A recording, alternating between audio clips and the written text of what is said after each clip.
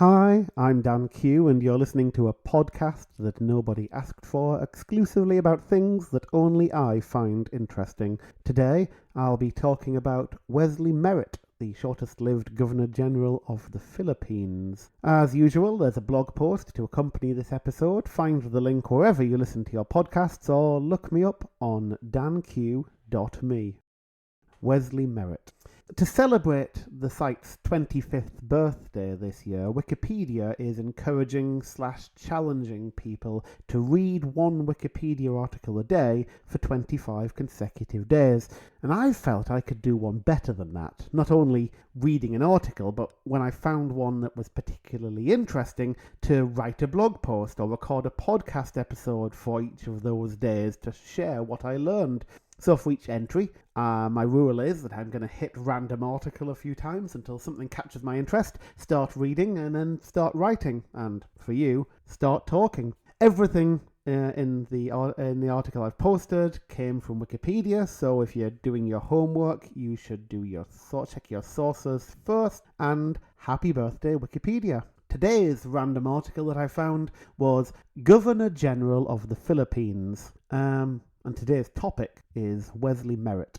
So the Philippines spent a lot of modern history under colonial rule. First from 1565 by the Spanish out of their viceroyalty of New Spain, now called Mexico. Then by the British for a few years, who captured it after Spain sided with France in the 7 Years' War, and then back to Spain at the signing of the Treaty of Paris. That's the 1763 Treaty of Paris. It turns out that while Britain was arguing which of the captured territories it should be allowed to keep at the end of the 7 Years' War, everyone had forgotten about the Philippines, and so it fell into the default bucket of send it back to its previous controller, and Spain may well have not even noticed that Manilla had been captured. Then, after the Mexican War of Independence, the Philippines was still under Spain, but it was now directly under the Spanish crown in Madrid, rather than via the Viceroyalty of New Spain. And then finally, courtesy of the 1898 Treaty of Paris, it was under the United States, with the exception of the period during which it was occupied by Japan, and then the Philippines finally gained independence in 1946. As you might expect if you know anything at all about colonialism, there are absolutely horrible stories that could be told about any of those periods in history.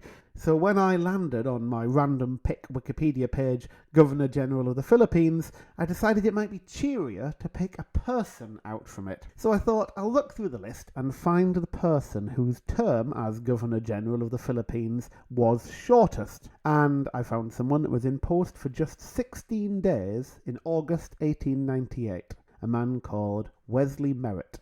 Wesley was a cavalryman in the American Civil War, during which, in 1863, he managed to leapfrog the ranks by getting promoted from captain right up to brigadier general.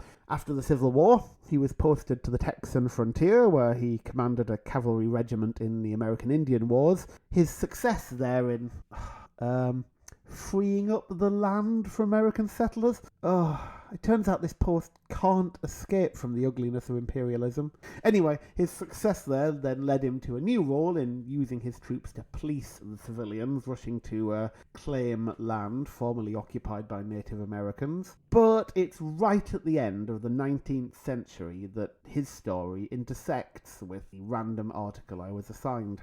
As the 19th century wore on, the Spanish world-spanning empire came under serious threat. The Napoleonic Wars had cut Spain off from its colonies, and one by one they lost control of Mexico, Peru, Colombia, Chile, Argentina, and others, often with quiet support from Britain.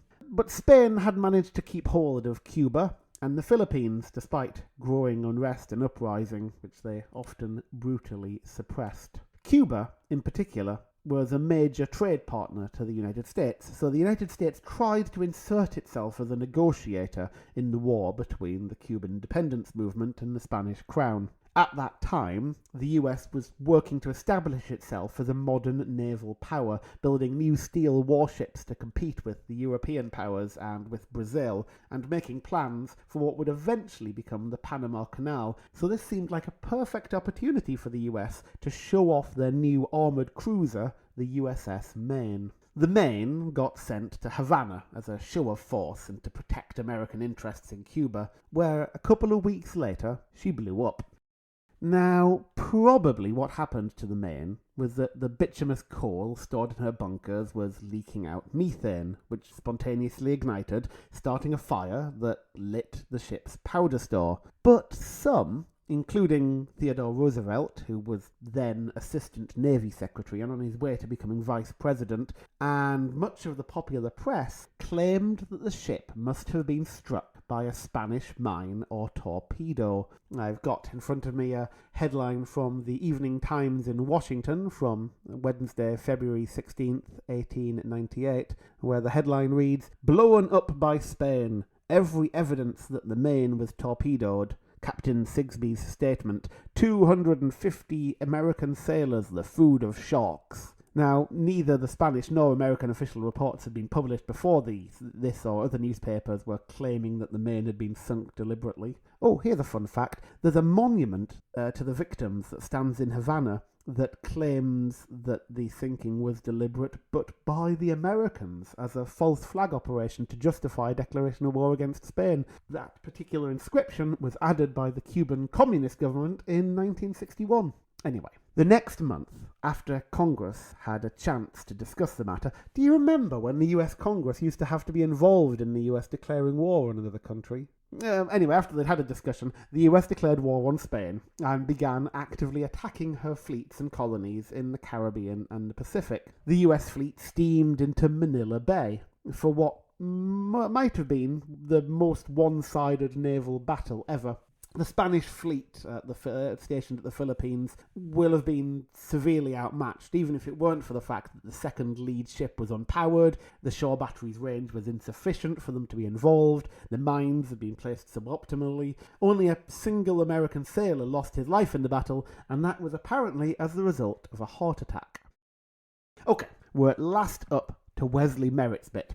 Merritt was placed in command of the ground forces that were tasked with capturing Manila. They sailed out of San Francisco, landed in the Philippines, and prepared to attack the city. Merritt and Admiral Dewey made a point not to coordinate with Emilio Aguinaldo, the leader of the Filipino resistance against the Spanish, who by this point had already taken control of most of the Philippines and was effectively besieging Manila, having cut off its water supply and begun negotiations with the local Spanish leaders. It seems, though, that the Americans feared that if the revolutionaries captured the city, it would result in significant bloodshed as a result of violent looting and the murder of those who were seen to have collaborated with the Spanish. So they came up with an alternative plan. The American Expeditionary Force would attack and capture the city first. Working through the Belgian consul, Merritt negotiated with the Spanish Governor-General to arrange a mock battle.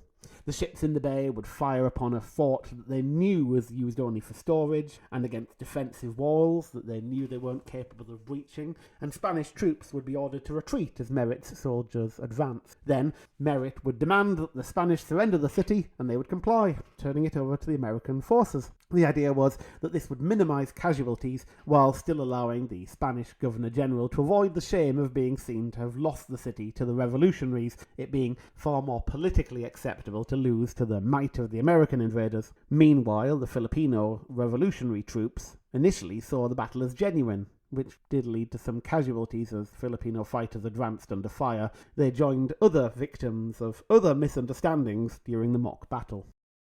Needless to say, the Filipino forces deeply resented being told to stay out of the capital city, given that they might well have taken it themselves by force in time had their efforts not been leapfrogged by the USA, and that ultimately led to the American-Philippine War and the guerrilla warfare campaign against the USA by Philippine nationalists, which in turn contributed to a growing concern in US political circles that America was becoming exactly the kind of imperialist power that it opposed, at least on paper, since its founding. But back to Wesley Merritt. On 13th of August 1898, Wesley Merritt became the de facto Governor-General of the Philippines, and indeed the first American to hold that position, having led his victorious troops into the city and still awaiting backup from the US. It just made sense. But then 2 weeks later, Major General Elwes Stephen Otis turned up and relieved him of the position, making Merritt the shortest ever Governor-General of the Philippines. Merritt retired the next year and lived 10 more years. Anyway, that's enough of today's history lesson, courtesy of a random Wikipedia page. I wonder what I'll learn tomorrow. If it's as interesting, I'll let you know. Once again, this episode was based on a blog post, which you'll find on danq.me. If you've enjoyed it, leave me a comment there or drop me an email on podcast@danq.me. This one's been kind of different because basically what I've done is I've read a few Wikipedia articles, all of which are linked from the blog post, and told you what I learned. Leave me a comment, say hi, and as always, Dan Q for listening. Dan Q very much.